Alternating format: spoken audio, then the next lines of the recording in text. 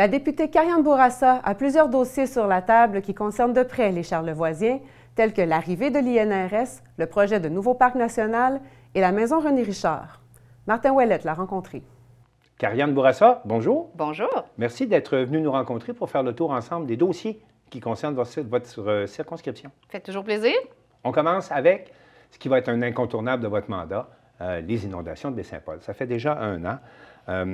On sait que la plupart des sinistrés ont maintenant eu la réponse de la sécurité publique, mais il reste beaucoup de dossiers à régler. Je voudrais voir ça avec vous. Tout d'abord, une question qui nous revient, c'est la question, est-ce que le camping de Genévrier a finalement reçu un soutien de la part du gouvernement du Québec suite aux pertes importantes qu'ils ont enregistrées là, il y a 1 an? On va être prêt très bientôt à faire une annonce. Pour l'instant, il reste encore à ficeler les détails, mais on a toujours dit qu'on serait présent, on a toujours dit qu'on allait aider le Genévrier et je continue à dire que c'est vers cette direction-là qu'on va.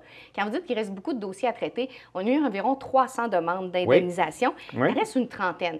Il reste environ, tu sais, les cas les plus compliqués, les cas où il y a peut-être des particularités du cas par cas. Donc, c'est ce qui reste à traiter. Nous, de notre côté, le ministère de la Sécurité publique, l'argent est sur la table. Les gens qui veulent partir, qui peuvent partir, soit parce que c'est plus de la moitié de la valeur de la maison pour les rénovations, ou soit parce qu'elle est perte totale. Il va y avoir un montant de 385 000. Les questions qui restent, c'est surtout au municipal, je pense, avec les permis de démolition. Mais moi, j'ai rencontré les citoyens où il y a encore des questionnements dans leur dossier, puis je leur ai fait parvenir les réponses. Mais parlons maintenant de la suite des choses. On sait que pour se prévenir là, à l'avenir d'autres sinistres comme celui-là, la Ville de Baie-Saint-Paul va avoir à investir des millions de dollars. Nous, on fait des reportages, il y a des murs à construire, il y a des protections à faire un peu partout. Quel genre d'assistance le gouvernement va donner pour les dizaines de millions de dollars à venir pour protéger la municipalité, pour pas que ça se reproduise? Ça va dépendre des demandes. Déjà, on a donné environ 18 millions de dollars à la Ville de Baie-Saint-Paul et aux sinistrés en indemnisation. Oui. Ça comprend, je pense, environ 15 millions pour, les personnes. Les individus. Oui, et les commerces aussi. Oui. Mais il y a notamment 1,5 million pour la digue, pour renforcer la digue. Il y a eu de l'argent aussi pour, ce qui avait été détruit au niveau municipal. Donc, il y a de l'aide qui a été... Parce que les travaux temporaires qui étaient urgents à faire ont été faits. Vous les avez soutenus. Maintenant, on n'est plus à en reconstruire rapidement la digue, on est à refaire la digue. Oui, puis là, il y a des dizaines de millions de dollars qui s'annoncent. Il va y avoir aussi une nouvelle carte de zone inondable. On va faire la réforme de ça. Ça va être annoncé bientôt. Présentement, on fonctionne en 0-20 ans, 0-100 ans. Vous savez, les zones. Maintenant, ça va être des risques. Risques faibles, risques élevés. Il va y avoir aussi la responsabilité municipale quant aux mesures de protection. Par exemple, s'il y a une digue et qu'elle est entretenue par la municipalité et qu'elle a bien été entretenue, même si on est en zone moyenne, peut-être que ça pourrait être zone plus faible. Donc, ça reste tout à déterminer. Ce n'est pas encore annoncé, mais ce sera des annonces qui vont être faites. Et bien sûr, les municipalités vont être consultées, vont avoir une grande responsabilité aussi dans l'entretien des infrastructures de protection. Parlant de responsabilité des municipalités, là, on est présentement vers la fin des audiences du coroner suite à 2 décès malheureux qui sont déroulés à Saint-Urbain. Je ne vous poserai pas de questions sur le rapport du coroner. Je sais qu'on se retient de tout commentaire tant que le rapport n'est pas déposé. C'est judiciarisé aussi. Mais ce qui ressort quand même, c'est qu'on va demander de plus en plus de choses à des municipalités qui ont de moins en moins de moyens. Comment vous voyez la suite des choses? Bien, d'abord, je pense qu'on est une municipalité où il y a beaucoup de cours d'eau. Pas une municipalité, pardon, une circonscription ou une région où il y a beaucoup de cours d'eau. Quand il annonce des pluies, quand les facteurs sont là comme grande accumulation de neige, forte pluie, je pense que ça a sensibilisé aussi pas mal tous les élus, les DG, à dire qu'est-ce qui se passe chez nous? Si on voit que les conditions sont là, OK, le plan d'intervention, le plan d'urgence, qui est responsable? Maintenant, je pense que toutes les municipalités savent si elles ont ou non un plan d'urgence. Elles savent qui sont responsables du plan d'urgence. Donc, il y a une grande sensibilisation. Par la suite, effectivement, on se rend compte que les petites municipalités n'ont peut-être pas les outils pour faire face à ça. Manque de ressources. Mais encore une fois, dans le cas de Saint-Urbain, la demande, l'état d'urgence n'a pas été déclenché. Si elle avait été déclenchée, est-ce qu'on aurait pu appeler des gens du Saguenay? Est-ce qu'on aurait pu appeler des gens, par exemple, de Québec? Bien, ce qu'on dit, c'est qu'au moment où il aurait fallu le faire, on était déjà, toutes les ressources étaient déjà affectées, tout le monde était déjà mobilisé. Par exemple, il y avait un principe, là, on déclenchait un état d'urgence. Quand Baie-Saint-Paul a déclenché l'état d'urgence, moi, je suis allée sur place. Par exemple, ils ont dit, OK, on a besoin des gens du MTQ parce qu'il y a des ponts qui se sont, justement, des ponts qui menaçaient, des routes qui sont effondrées. Moi, je faisais le lien direct Québec avec le gouvernement. OK, on a besoin des gens de l'environnement pour nous parler justement des cours d'eau. On a besoin. Donc, je faisais ce lien-là qui n'a peut-être pas été fait dans d'autres municipalités. Donc, je pense que oui, il y a une meilleure connaissance des plans d'action. Oui, il y a le fait qu'on a sensibilisé aux gens. Vous devez demander de l'aide parce qu'il y a d'autres municipalités qui peuvent aider. Et sinon, le regroupement, effectivement, des forces au ministère des Affaires municipales, on essaie d'inciter de plus en plus les municipalités à se regrouper. On le voit dans le cas de l'Office municipal d'habitation, qui va devenir l'Office régional d'habitation. Oui. Pensez-vous qu'en sécurité, puis en sécurité publique, on pourrait faire la même chose dans la région? Bien, je pense que certaines municipalités qui pourraient avoir avantage à mettre leurs forces ensemble et d'avoir une plus grande force de réaction en cas d'événements tragiques, que ce soit des incendies, que ce soit des inondations. Plus qu'on est de personnes sur un territoire, plus qu'il y a de monde qui sont prêts à aller s'habiller puis à aller intervenir, bien, plus qu'on a de chances de réagir rapidement et de bien réagir. Donc, c'est les municipalités qui doivent analyser, est-ce qu'elles pensent qu'elles ont le personnel nécessaire? Oui. Est-ce que, justement, le fait d'avoir que des gens à temps partiel et sur appel, est-ce que ça vaut la peine d'avoir des gens temps plein puis de fusionner, par exemple, avec une grande municipalité puis d'avoir quelqu'un stand-by, comme on dit, pour intervenir?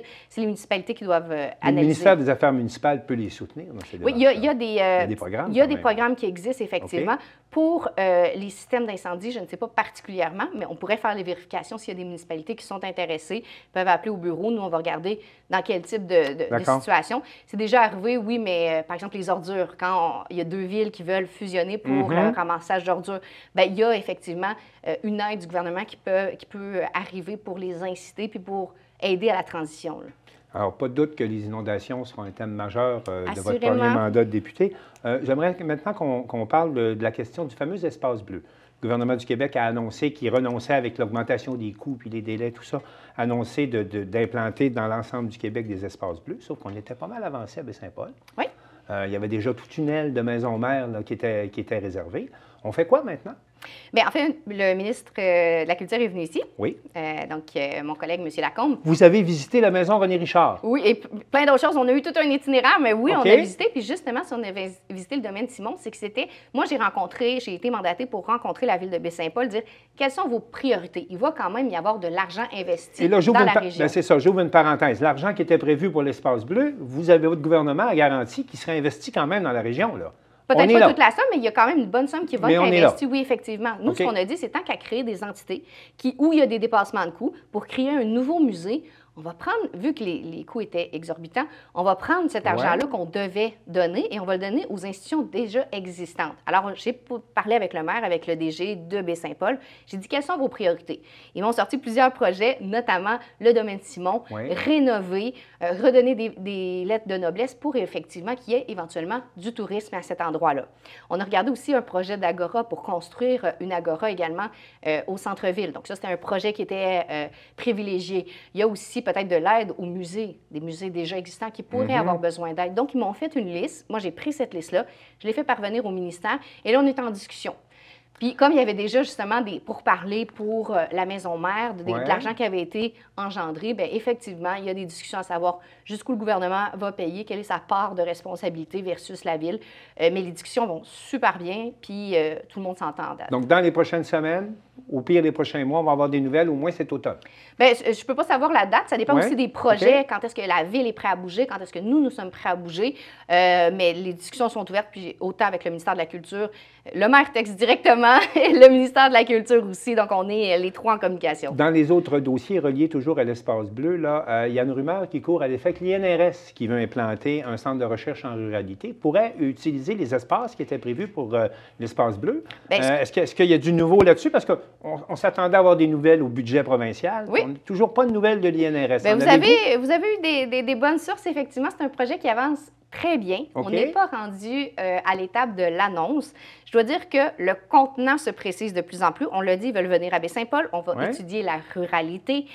Donc, eux, ce qu'ils voulaient, c'est avoir, en commençant, une dizaine de professeurs, éventuellement une vingtaine. Créer un campus. Créer un campus, avoir des installations, avoir des laboratoires. Ça coûte beaucoup de sous.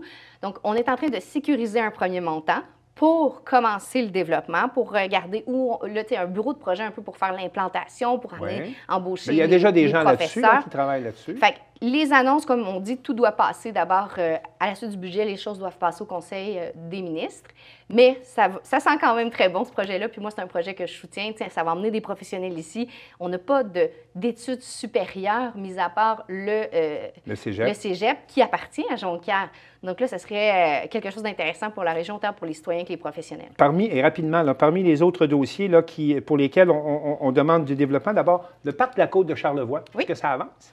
Ça avance, mais il y a pratiquement... Il y a des ressources qui sont là-dessus. Il y a des ressources qui sont là-dessus. Le directeur général de la CEPAC est là-dessus, est dégagé notamment pour faire avancer le dossier. Effectivement, puis d'ici peut-être la fin de l'été, on devrait connaître plus le territoire et vraiment où est-ce que ça va se dérouler, tout ça. On avait parlé de la Pointe des Alouettes qui allait être indexée au projet. Alors là, on est vraiment à définir le territoire. L'échéancier, on l'a toujours dit, 2027-2028, pour que les gens puissent en profiter. Puis ça va super bien. C'est une promesse là, qui va de l'avant. En terminant, d'abord, vous avez annoncé que vous attendiez un enfant. Félicitations. Oui, ça commence à paraître, effectivement. C'est prévu pour quand? Le 11 novembre, le jour du souvenir. Qu'est-ce que votre employeur, parce qu'il faut le dire, c'est l'Assemblée nationale qui est l'employeur légal, en tout cas des députés. Qu'est-ce que votre employeur prévoit pour les députés en termes de congé de maternité? Il faut savoir qu'on n'a pas de congé officiel de maternité parce qu'on n'a pas de RQAP. Les élus, c'est comme ça. Donc, c'est du cas par cas. Mais il faut dire que c'est rare des femmes enceintes à l'Assemblée nationale. Mais là, c'est de plus en plus fréquent, justement. Alors, présentement, c'est chaque groupe parlementaire qui s'entend. Donc, je sais que ma collègue Marois Risky compte prendre peut-être 6 mois. Elle aussi, elle est enceinte. Moi, on m'a consulté. Je pensais peut-être prendre 4 mois, mais en même temps, je vais quand même être présente. Je vais quand même répondre au téléphone. Je vais quand même avoir un pied pareil dans la communauté parce qu'il n'y a personne qui nous remplace. Et je continue à avoir 27 municipalités, 4 MRC, 2 îles. On vient de le voir, vous avez beaucoup de dossiers Effectivement. Qui sont en cours actuellement. Comment va se passer la fin de session? Qu'est-ce que vous avez comme priorité comme fin de session? Parce qu'on sait que le prochain mois sera consacré à une session intensive à Québec. Oui, session intensive. On va faire beaucoup d'annonces aussi en circonscription, donc des annonces avec des investissements. Autant sur la côte, on en a aussi dans Charlevoix. Alors, vous avez annoncé cette semaine les sentiers, là, notamment. Oui, effectivement. Presque 3/4 de millions qui sont investis dans nos sentiers de marche. Oui, puis même le 5,7 millions pour l'auberge, les auberges et les hôtels dans Charlevoix qu'on a annoncé. On a annoncé 10,3 millions pour le domaine Forget, la rénovation, le train aussi de Charlevoix. Donc, on a eu beaucoup d'annonces. Il va y en avoir d'autres. Sinon, c'est vraiment le blitz final. On travaille de 9 h le matin jusqu'à 23 h pour faire passer le plus de projets de loi possible. Donc, moi, je travaille sur le projet de loi, le droit de la famille, l'union parentale, donc la création d'un titre. Des parents qui ne sont pas mariés, qui sont conjoints de fait, vont maintenant, s'ils ont des enfants en commun, à partir du 30 juin 2025, être en union parentale. Ça ressemble un peu à des couples mariés, mais on ne voulait pas marier les gens de force. Donc, les REER, les CELI, la pension, ça ne fait pas partie de ça, mais il va pouvoir y avoir pension alimentaire pour l'enfant. Après ça, protéger la maison en cas de séparation pour ne pas que l'enfant et la mère se retrouvent dehors, ou le père. Et ça, c'est votre mandat à titre d'adjointe parlementaire au ministre de la Justice. Est-ce que c'est ça? En plein ça, oui. C'est ça qui vous amène à travailler dans ces dossiers-là? Oui, donc c'est le projet de loi 56.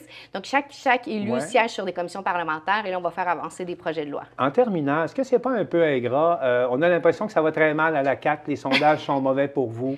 On dirait qu'il y a une perte de crédibilité. Puis d'un autre côté, bien, vous avez des annonces, des projets, des projets. Est-ce que ce n'est pas un peu ingrat faire de la politique?